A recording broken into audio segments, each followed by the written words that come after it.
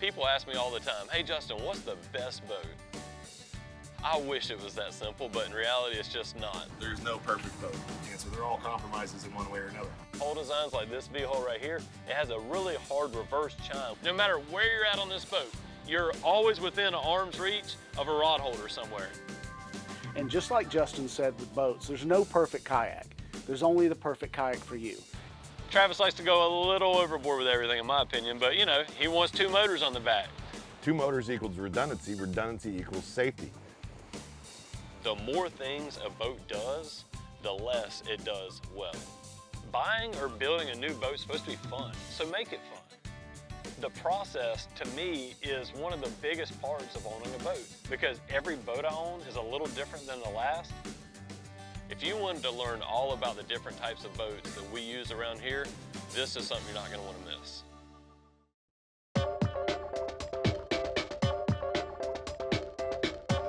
Yeah, look at that!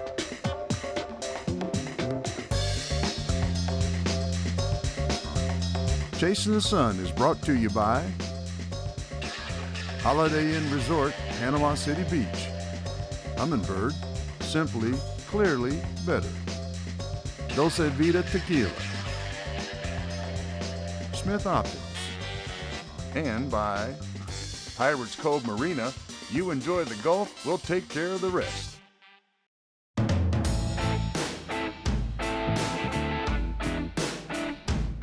You know, people ask me all the time, hey Justin, what's the best boat? I wish it was that simple, but in reality, it's just not. That is a really complicated question because we have a ton of options, which is great, but it can be kind of hard to narrow down those options and figure out exactly what you need. And that's why we decided to do an entire episode just talking about boats. We're gonna talk about what do we want out of a boat that is gonna make that the right boat for you. If you wanted to learn all about the different types of boats that we use around here, this is something you're not gonna wanna miss.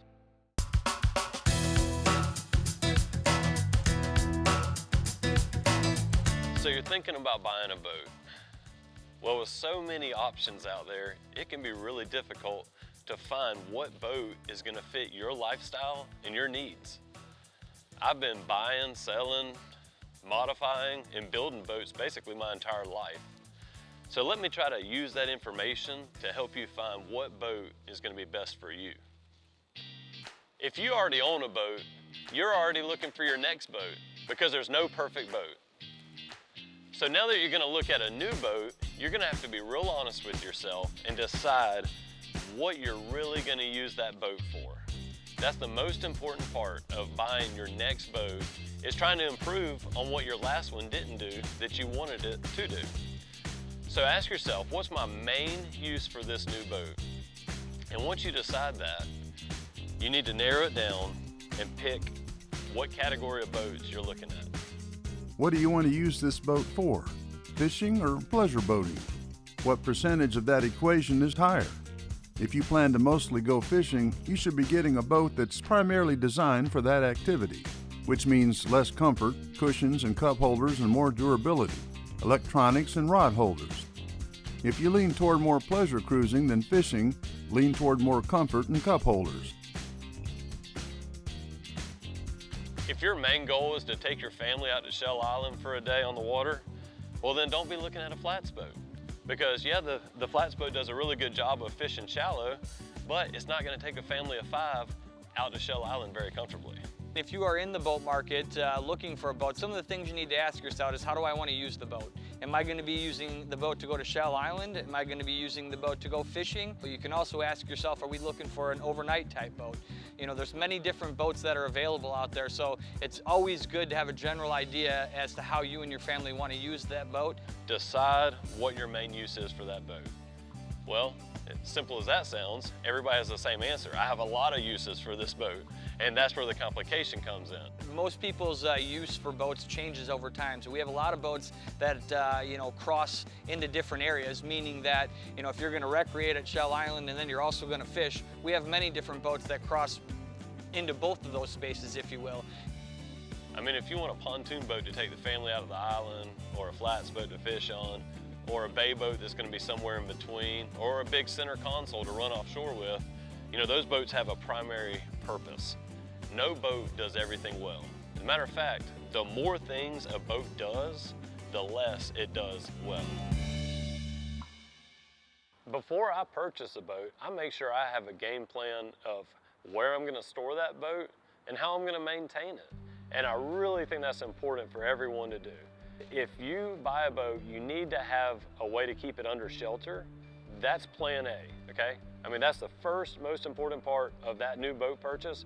You have somewhere safe to store it and somewhere easy to access, because you want to be able to use this boat. If you make it too difficult to use the boat, you're going to find you don't use it that much, and then a couple years later, you're trying to figure out how to sell that boat. So once you get the right boat for you, let's make sure you have somewhere good to store that boat. The next thing you want to think about is how you're going to maintain it, because boat maintenance is key. And one of the easiest things to do to maintain your boat is to use it. And let's face it, that's the best part, that's the fun part, right? So don't let the boat buying experience seem overwhelming. It is complicated. You know, I'm not gonna sugarcoat that, it's complicated. But it should be a fun adventure that you're going through. You wanna work with somebody, if you don't know boats really well, especially if this is your first boat, dealerships are a great place to start, because you're gonna find somebody there that can advise you on a lot of these things, but you do wanna do your own homework. And again, this homework should be fun.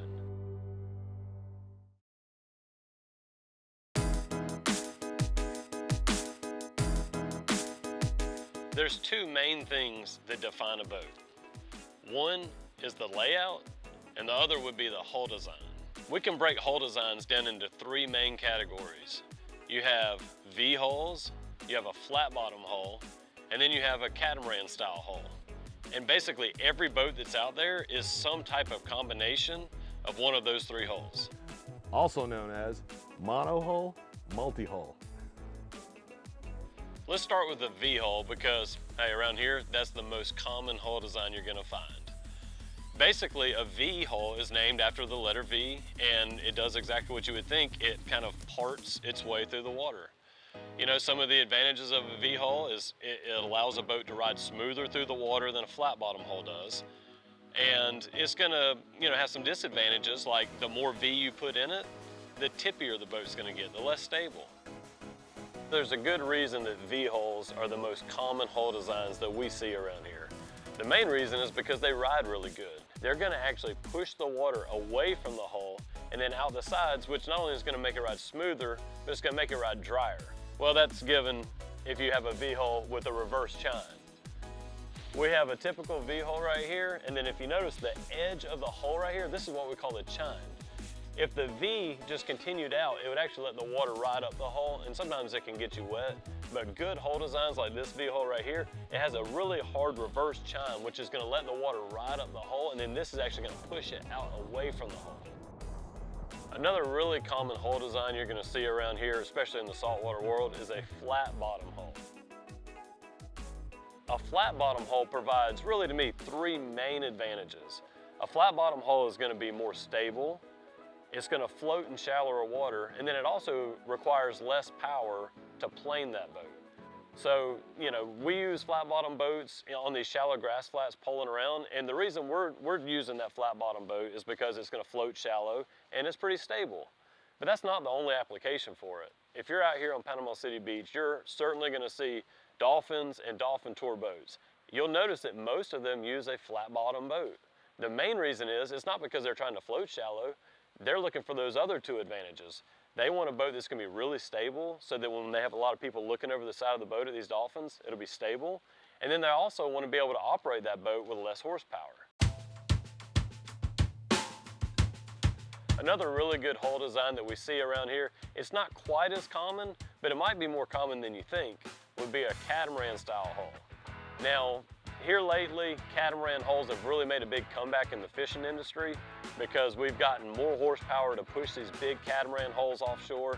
And so you see some of that making a comeback, but another catamaran hull that's super common around here that most people don't think about is a pontoon boat. And a pontoon boat is just that, it's a catamaran style hull. So the main advantages that I like about a catamaran style hull, one would be the stability. I mean, that's the most important part of a pontoon boat is a big open platform. It's really stable. And then the second part of a catamaran style hull is it still has the opportunity to give you a really good ride. And that's why we see a lot of these big offshore catamarans going back to that style hull, is because we've figured out how to take that stability of a catamaran hull and then add back in the really good ride. If you're at a dealership and you have somebody working with you on a boat, these are things that they can advise you on. I could literally look at these hull designs in here and tell you a lot about how it's going to ride without getting the boat in the water. But I will say, once you settle in on some specific boats that you are actually looking to buy, you want to sea trial that boat. I can't push that hard enough, is get that boat in the water, get the regular load you're going to have on it. If you're regularly going to take 4 or 5 people out, get a load on that boat, how you're really going to use it, and go on a sea trial, because all these theories that we have about hull designs and stuff, they're pretty accurate. But once you get on the boat and you actually get out there in the water, then you're really going to see how that boat's going to perform.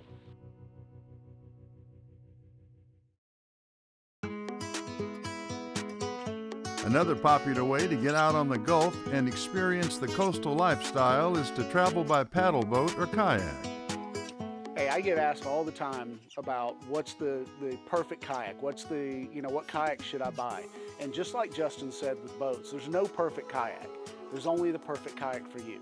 You've got to be honest about what you want to do. Do you want a large boat that is extremely stable, that you can sit high, may come with a pedal drive or even an electric drive? Or are you looking for something that's a little sleeker, a little faster? You're just going to be doing just recreational kayaking, really not looking to fish. That's okay too. Those are just 2 completely different kayaks. Are you looking for one that you can fold up into a backpack, carried wherever you're going? You throw it in the trunk or the back of the truck or take it on the plane. All of these are options. Make sure that whatever kayak store you're going to, that they allow you to demo, because you're the only one who can make this decision. Demo, demo, demo until you are just completely exhausted of it. Be honest with your local store. What's the difference between your big box stores and your local stores? What's the difference between, the quality of the kayak? There is a very significant change. Every one of these little indentions that have been put into the boat, they have purpose. They're not there by accident. You've got an engineer who put a lot of time and effort into making sure that when you stand in this boat, it doesn't flex, it doesn't bend, it doesn't fail you, it doesn't cause you to lose your balance. It's extremely stable. And so what do you get with a premium kayak? You get premium engineering, you get a premium vessel, you get what you pay for. Whatever you need to make the kayak exactly what you're looking for, it's out there, it's easy to find. But never forget the #1 rule of kayaking: leash it or lose it.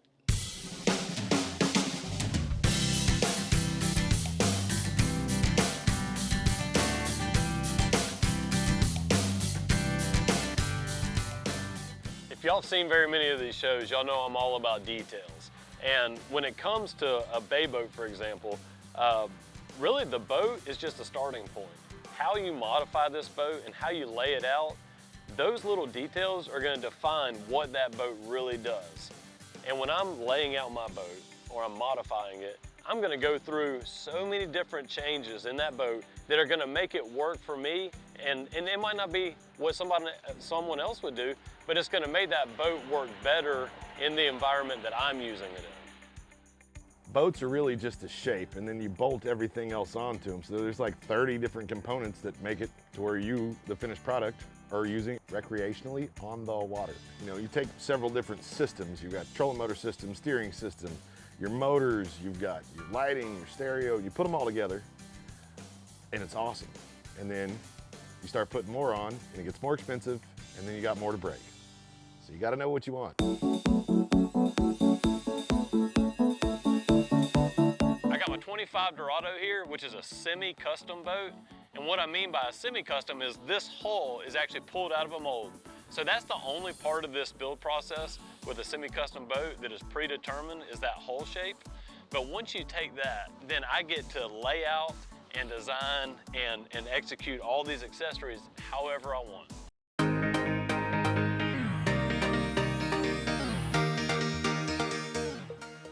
The center console on this size boat is a big deal because this houses a lot of the weight that's inside this boat.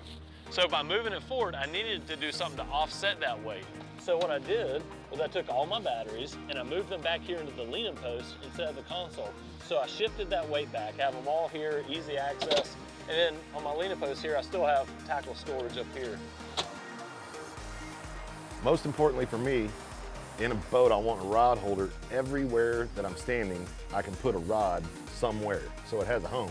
And I don't have to move, because that means that I've got to move you if you're in front or between me and the rod holder. I do like rod holders all around the gunnel, all around the boat.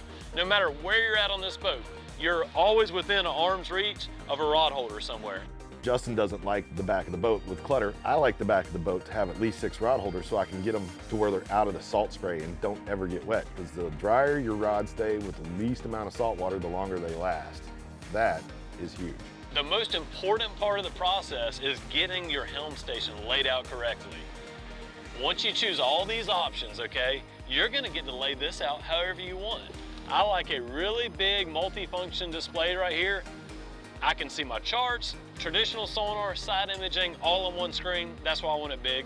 You got your digital gauge, must have. Stereo control.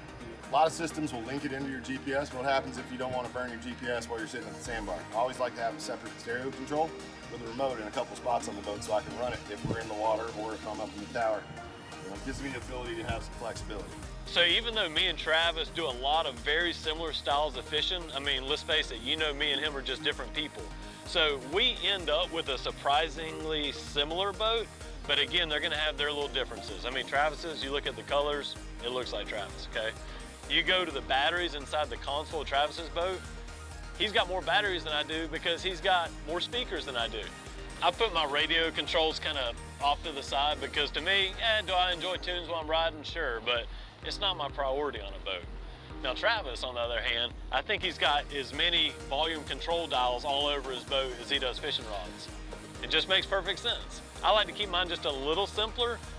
Travis likes to go a little overboard with everything in my opinion, but you know, he wants 2 motors on the back. 2 motors equals redundancy, redundancy equals safety. I gotta get back home. 1 motor, you may not. I like to keep it, have all the accessories, but keep it simple as well. So laying out your boat and putting all these custom features on there, that's a fun part of the process. But another thing you have to think about is not only the maintenance of the boat itself, talking about keeping it clean, you know, changing the oil in the motor, all those types of things, but also the maintenance of all these accessories. Because like anything, the more things you put on there, at some point they're gonna break and you're gonna have to fix them as well. So how you're gonna use this boat and how you're gonna maintain it, that's gotta be a part of the planning process really before you even pick out your first boat. Because you don't wanna have to work all the time just to pay for the use of the boat. Chasing the Sun has been brought to you by Minn Kota, Florida Water Sports, Panama City Inshore. These guys can fish. And by Visit Panama City Beach. Real fun beach.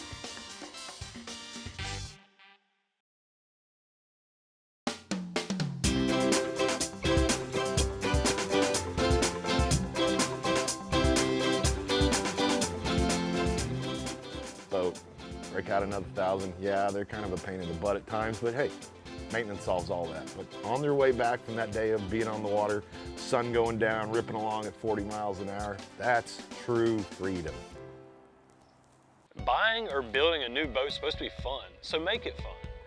The process, to me, is one of the biggest parts of owning a boat because every boat I own is a little different than the last, and every one I'm trying to fine tune and tweak and make it a little better than the last. So when you're laying out a boat, you're designing this boat, enjoy the process. Make sure it's gonna do what you need it to do. Don't worry about the trends or what your friends want on the boat. Be honest with yourself. Pick out what boat, what hull you need, put some research into how you're gonna lay it out, how you're really gonna use that boat, and then put all those accessories on there that you want. Because at the end of the day, if you go through the process correctly, you're gonna end up with the right boat for you, and that's gonna mean that you're gonna have more fun on the water in that new boat. So the most important piece of advice I can give you guys when you go to buy a boat is to please the wife. You know, in the end, she is the decision maker.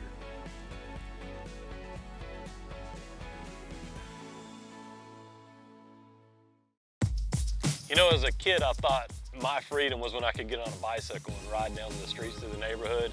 And then you get older and you start driving a vehicle and you think, okay, now I get to go a little further. But you're still confined to streets. You know, there's still rules you have to follow. The great thing about the water out here, you can go anywhere you want. And that's why, in my opinion, it is just a more enjoyable freedom on a boat, because we can go as fast as we want here. We can go anywhere we want on this water. So there's just no limit to where or what I can do. I can't stress it enough. This is all supposed to be fun. I mean, this is what we live for here on the coast.